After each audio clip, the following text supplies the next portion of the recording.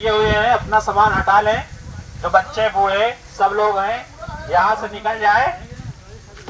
सामान पूरा आराम से हटा लीजिए और खाली कर दीजिए, जगह को खाली करें। बच्चे बूढ़े जो भी लोग हैं अंदर, सब लोग बाहर हो जाएं। अतिक्रमण, अवैध अतिक्रमण जो है इसको हटा लें। আমাক হেমন্ত দিৰেন্দ্ৰ বানান্তে আহি পেলাই কৈছি যে তোমালোকক ইয়াতে ঘৰ মানে তোমালোকে বাস কৰি থাকক ইয়াতে।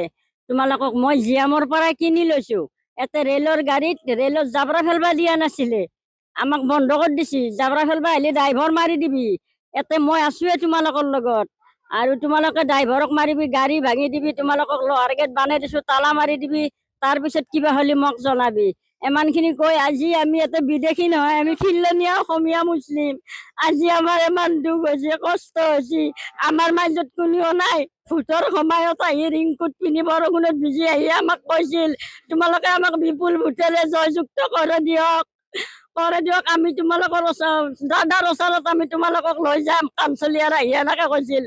আজি কাঞ্চলিয়াৰক মাতিলেও আমাৰ কোনেও নাই। আমি আমাৰ নাগাৰ বিপদত পৰি আছো ইয়াতে। এসপ্তাহৰ পৰা আমাৰ খাৱা লোৱা বন্ধ। আমাৰ মাজত আজি কোনেও নাই। ভোট লোৱা টাইমত আমাৰ ইয়াতে আহিছিল। আমিতো ভোট কংগ্ৰেছত থাকাতো আমি হেমন্তৰ লগতে আছো, বিজেপিত যাওঁতেও আমি হেমন্তৰ লগতে আছো। এতিয়া আমাক ইমান ডাঙৰ বিপদত পেলাইছে, আমাৰ ওচৰত কোনেও নাই। স্কুল গিলা গোটেই বৰবাদ গেল। কলেজ মানে ভৰসা নহয়। হাই ছেকেণ্ডেৰীত এডমিশ্যন লৈছে, এতিয়া পঢ়াৰ আৰু অসুবিধা নহ'লে কি আমাৰ? কেনেকে স্কুলত পঠাম এতিয়া সেইটোৱে ভাবি আছো। এতিয়া ক'ত যাম আৰু? কোনো ভাবি তত্ত্ব নাই। আমাক কোনো সহায় কৰা মানুহ নাই। এনেকুৱা এটা মুখ্যমন্ত্ৰী পালো, তাৰ মানে আমি বহুত ভাগ্যৱান। ভাঙিব দিছে, পুৱাই আহি কৈছে ৰাতিপুৱাই যে তোমালোকে ঘৰ খালী কৰক, নহ'লে জিবিডি ভাঙি দিম বুলি কৈছে। সেইকাৰণে টিং চিং নষ্ট হ'ব বুলি খুলি ল'লোঁ। খুলি লৈ ইয়াতে ঢালি থৈ দিলোঁ। আমি মাটিৰ খাজনা দি আছিলোঁ, আমি খাজনা ভৰি আছিলোঁ বছৰে বছৰে। খাজনাটো কোনে লয়? খাজনাটো আগতে অফিচত যাই দিছিলোঁ ঘৰলৈ, এতিয়া খাজনাটো ইয়াতে মহিলা ৰাখছি। মহিলাবিলাকে আহি পেলাই খাজনা লয়, ঘৰে ঘৰে আহি লয়, নহ'লে ঘৰত দিবা যাওঁ। খাজনা ভৰাৰ ৰচিদ আছে আমাৰ।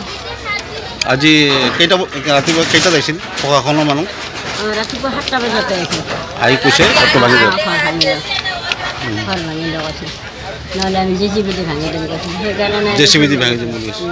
সেইকাৰণে আমি খুলি ল'লোঁ। কি ক'ব মুখ্যমন্ত্ৰীক?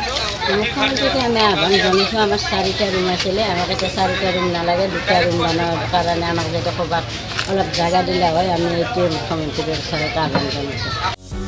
যিকোনো খবৰৰ বাবে যোগাযোগ কৰক আমাৰ এই নম্বৰত 9181 307 2221।